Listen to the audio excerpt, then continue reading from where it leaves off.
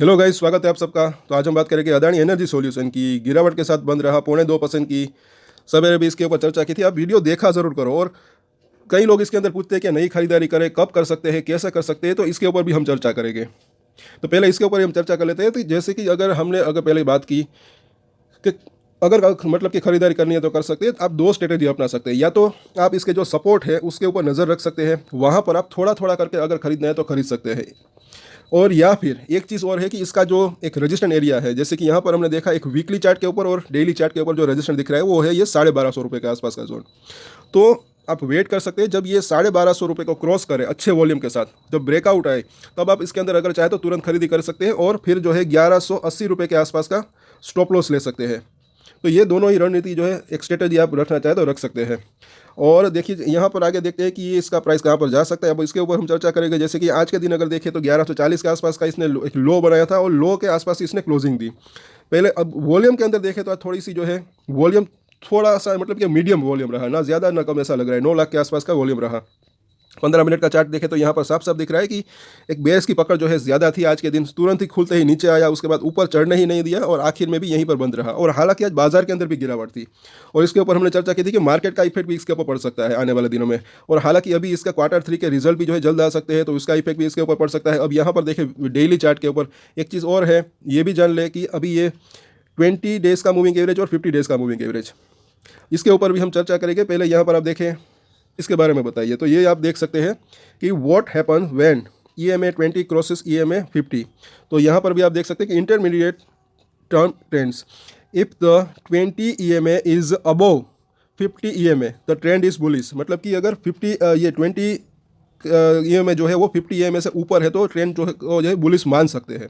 And if the 20 EMA is below 50 EMA the trend is bearish. और अगर वो नीचे है तो इसको बेरिश ट्रेंड को ऐसा मतलब कि मान सकते हैं। 50 डेज़ का मूविंग एवरेज से 20 डेज़ का मूविंग एवरेज, ये जो ऑरेंज कलर की लाइन है अभी ऊपर दिख रहा है, तो अभी तो ट्रेंड जो है वो बुलिश दिख रहा है, लेकिन इसके अंदर भी जो है चेंजेस हो सकते हैं। इसलिए हम जो कई बार बात करते हैं कि सपोर्ट और रेजिस्टेंस के ऊपर जो है आप ध्यान रख सकते हैं। तो शेयर के अंदर, प्राइस के अंदर ज़्यादा गिरावट अगर नहीं आती तो जो है ट्रेंड एक जो है ये बुलिश पैटर्न या बुलिश ट्रेंड रह सकता है कंटिन्यू। अगर कुछ पॉजिटिव सरप्राइजिंगली न्यूज़ आती है या फिर मार्केट का साथ रहता है, मार्केट के अंदर तेज़ी आती है, तो फिर से जो है तेज़ी आने की संभावना रह सकती है।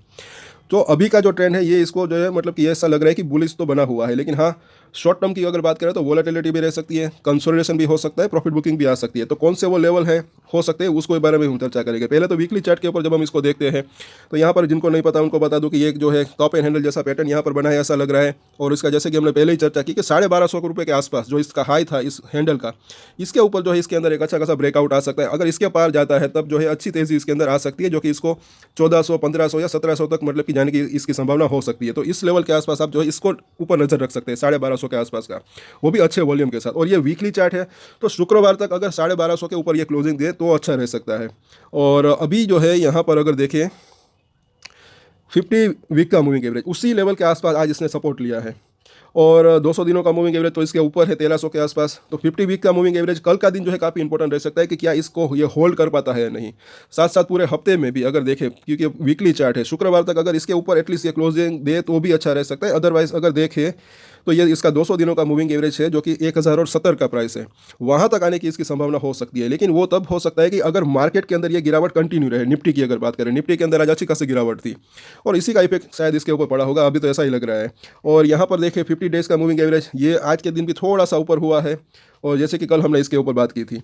और फिलहाल जो है इसका बुलिंजर बैंड हम देख लेते हैं, तो यहाँ पर भी अगर देखें तो 1180 के आसपास की इसकी ऊपरी ट्रेंड लाइन और इसका भी जो मिडिल लाइन है वहाँ पर इसको एक अच्छा सपोर्ट मिल सकता है, वो भी 200 दिनों के मूविंग एवरेज के आसपास ही है।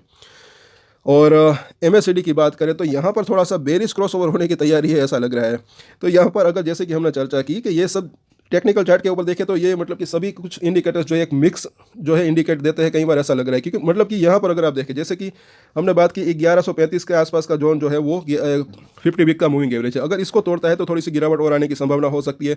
और अगर इसको ये तोड़ता है तो यहाँ पर मुझे ऐसा लग रहा है कि ये जो है हल्का सा एक बेरिश क्रॉसओवर अभी इसके अंदर हो सकता है फिर से।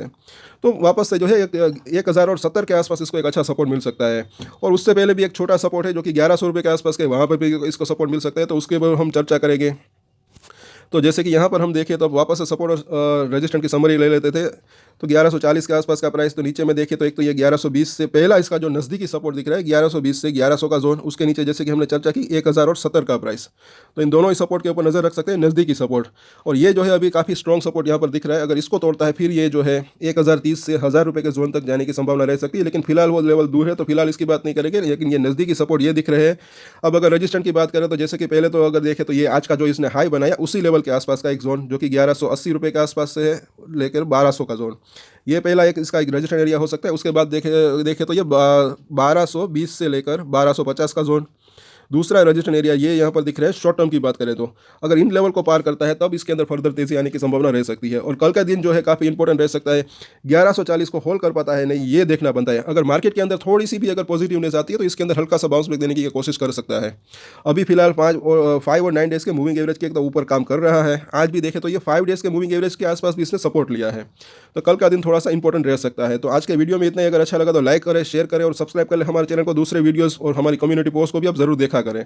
और एक स्टैंडर्ड डिस्क्लेमर जो कि मैं हमेशा देता हूँ, आप कोई भी ट्रेड ले उससे पहले अपनी रिसर्च करें, अपने फाइनेंशियल एडवाइजर की सलाह ले, उसके बाद ही कोई डिसीजन ले। और डिसीजन ले तो उसकी जिम्मेदारी मैच्योरिटी के साथ खुद ही ले। ये वीडियो मैंने एजुकेशन पर्पस के लिए बनाया, मेरी तरफ से कोई भी बाय सेल की रिकमेंडेशन नहीं है। Thank you.